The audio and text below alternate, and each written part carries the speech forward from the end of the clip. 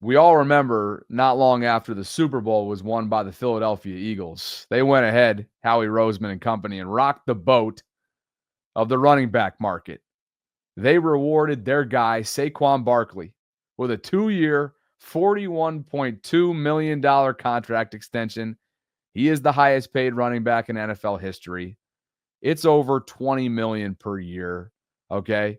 He's also got the ability to earn an additional $15 million in incentives and escalators. It's $36 million fully guaranteed at signing, as Adam Schefter reported back in March. Massive move. Significant types of payday here for Saquon Barkley. Very deserving. A historic year. The NFL's rushing leader. And if it weren't for him going off, we'd probably be talking a lot more about Derrick Henry. We certainly are here in town. Plenty of it. But nationally, I think, in terms of just how special Derrick's year was. And Derrick is now 31. Why do I refresh you on the Saquon Barkley deal? Well, Derrick Henry is potentially up for an extension. And when I say potentially, he is due a contract extension. He has earned a contract extension. The Ravens signed him to a 2-year, $16 million deal. Okay? He has a base salary coming up in 25 of $6 million. His base salary last year was just over $1.2 million. At 31, what Derrick is doing is nothing short of pure excellence, stamina, longevity, and what he did last year for a Ravens offense that was already lethal without him was even more significant because he put him through the roof. He finished with over 1,900 rushing yards, 16 touchdowns. His yards per carry, just friggin' astronomical. I mean, come on. Look at this. He's ridiculous. Yards per rush, 10.2. Yards per game, 113. And by the way, let me be clear. Yards per attempt, yards per carry was 5.9. Okay, to say he had an impactful season for the Ravens is one of the understatements that I've ever heard.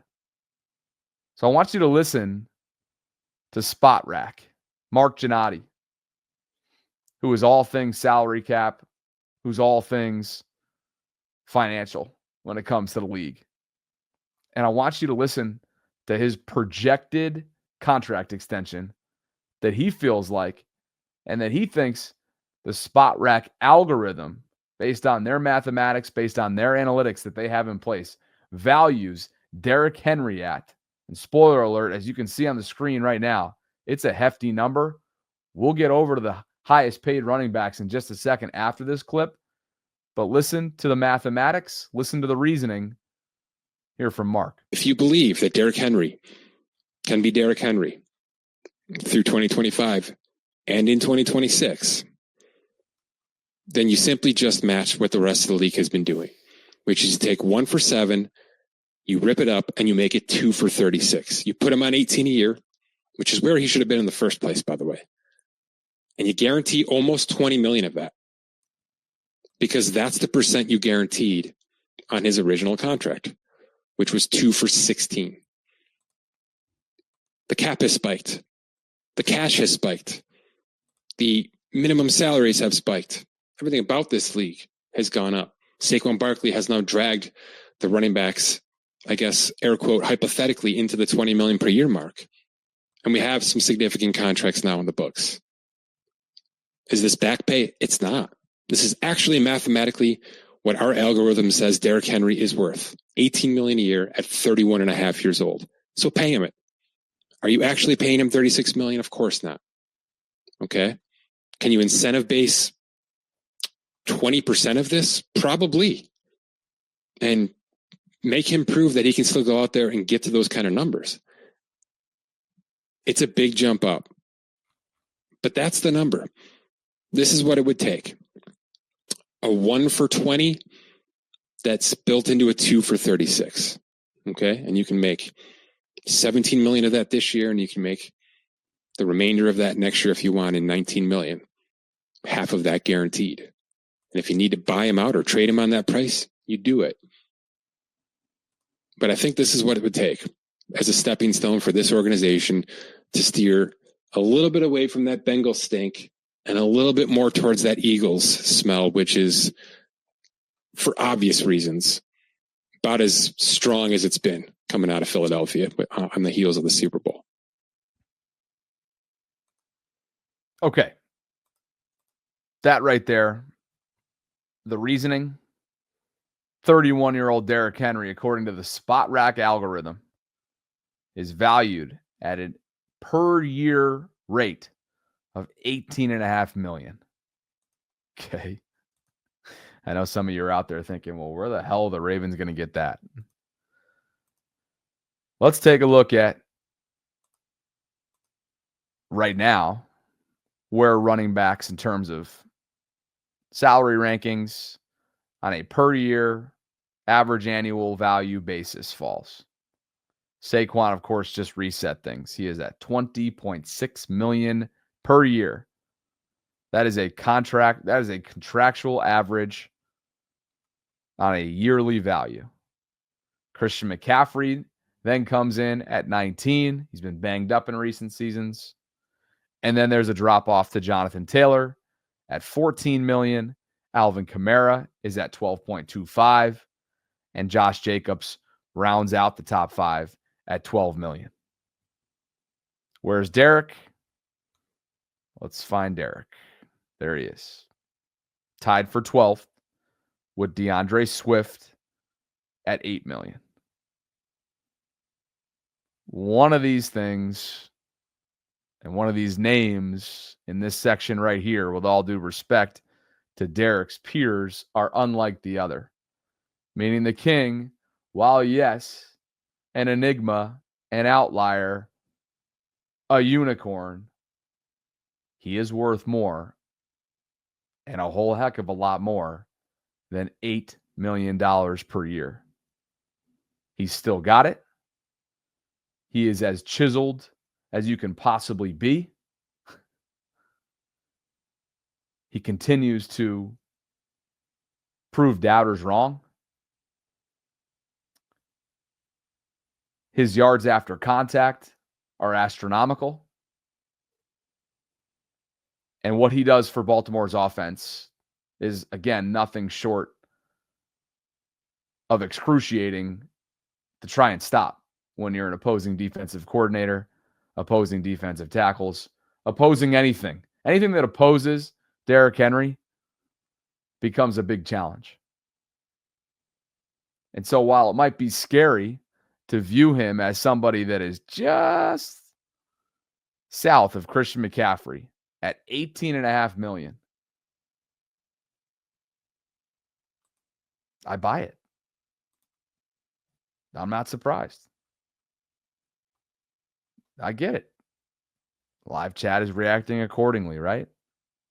You're not giving them that much. If you're in a winner go home mode right now, Super Bowl or bust mode, and your offense, when firing on all cylinders and not falling up short in January, is the way that it has been and can be and is absolutely capable of dominating, don't you want to keep that intact for the next couple of years? There's no question that Saquon Barkley's extension muddied the water here. And I'd have to think that is one of the reasons why this is lingering. Do I think they're going to find a way to get him to 18.5? I get it. That's rich. That's steep. But what about if you can get him comfortably between Jonathan Taylor and Christian McCaffrey? What if you can find him, meet him in the middle? If 18.5 is similar to what Derrick and his representation are chasing down, but the Ravens, knowing that they're in this cap-strapped era right now with the amount of pure talent that they have under sizable contracts, coupled with Derrick's priorities at this point in his career. Yes, he wants to be compensated for his services, but we all know what Derrick's searching for. And one of the biggest reasons why he teamed up with Lamar to begin with. They're both chasing that elusive trophy, that elusive Lombardi. So can there be some middle ground found between 2 and 3? And you still vault Derrick into the category of the 15 to 16 range. Is that something that's possible? I think so. I think what we all know, what we all feel pretty darn confident about is that should he continue to avoid this running back wall, Ravens are going to want to do every gosh darn thing to ensure that he finishes his career in Baltimore. Because what I've seen gives me reason to believe that that cliff, it's not there. You can't see the cliff. You can't see signs of the cliff. And my God, does he bring this offense to a new level? 2 Hall of Famers. One who's in the prime of his career. One who, I don't even know if it's fair to say that Derrick's on the back nine because he's that much of an outlier. But you would think he only has a few more years left. But then again, this dude's different. And we have had a front row seat to exactly that. On to the latest undrafted rookie signing. It's Keon Martin, a raging Cajun, cornerback, undrafted. He has been signed after a successful rookie minicamp, according to Aaron Wilson, former Baltimore reporter. Let's learn a little bit about Keon, see what he's all about. You already know Emory Hunt providing the analysis. He knows his raging Cajuns. I know that. So let's get the scouting report on somebody that played his college football at Louisiana. He's 5'9", 170. Emory's got his strengths listed as follows. The word feisty doesn't even begin to describe how active he is throughout the rep. He plays on the outside and does a good job of creating a tie-up at the line of scrimmage. Very good footwork and quickness to mirror and match receivers, which transitions well to playing inside as a slot corner. A click and close corner who does a good job of zooming to the ball, making it a challenge at the catch point for the wide receiver. He's a good blitzer off the edge, does a solid job in pursuing the run. Gave him an overall scouting grade of 75. You see all the different categories right there. Emory watched him in 2024 against Tulane. He also watched a game against Wake Forest and Appalachia State. Areas of improvement, according to Emory, working on developing his frame as he's still a very lean 170 pounds, which shows up at the top of routes when receivers are able to create just enough separation with physicality. Still is an ankle shooter at times with regards to tackling, which leads to whiffs and misattempts. Has to minimize that and flatline his consistency there.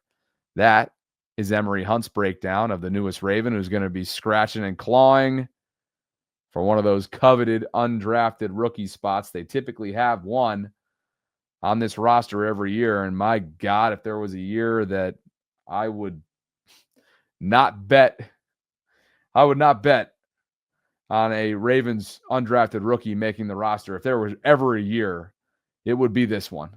This roster and the back end as a bubble player is going to be Hunger Games-esque. There is that much talent. There is that much depth on this year's roster with not only 11 rookies that are going to be vying for position that were selected a couple weekends ago, but you got a lot of talent that's returning, a lot of players that are under contract, and the core has been kept intact. No doubt.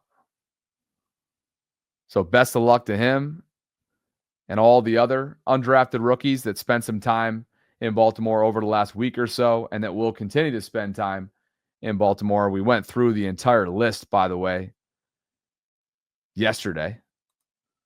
I believe I actually have that full list just in case you guys haven't seen it yet. This was something that the Ravens released. The 17 undrafted rookie free agents, which includes Jason Jones, a 6'6" defensive tackle out of Auburn. Jeez. 6'6", 325. How about it? Jamal Banks, a wide receiver out of Nebraska. DeJuan Black, outside linebacker, Temple. I'm not going to go through the entire list. Sam Pitts, a tight end out of Minnesota Duluth, 6'6", 248. That's somebody to watch. They like their camp bodies when it comes to tight ends. Congratulations to Kadir Ismail, by the way, son of Kadri, former Ravens Super Bowl champion, winning wide receiver, friend of the show. He is getting a chance right now to be in the building with the Vegas Raiders, Pete Carroll's new program that he's running. Kadir spent last summer and parts of last season in Baltimore. Wish the best for him. Would love to see him get a break. And of course, I know a lot of you have been following along with the Nebraska nose tackle, Nash Hutmaker, particularly given Michael Pierce's retirement and knowing that outside of Travis Jones right now, they don't have much of that position. He was participated in minicamp, wrestling background, a stud at that. Jeff Zarebeck reporting that he was not listed among the signings as an undrafted free agent, but again, he did participate in minicamp for what that's worth. So something to be on the lookout.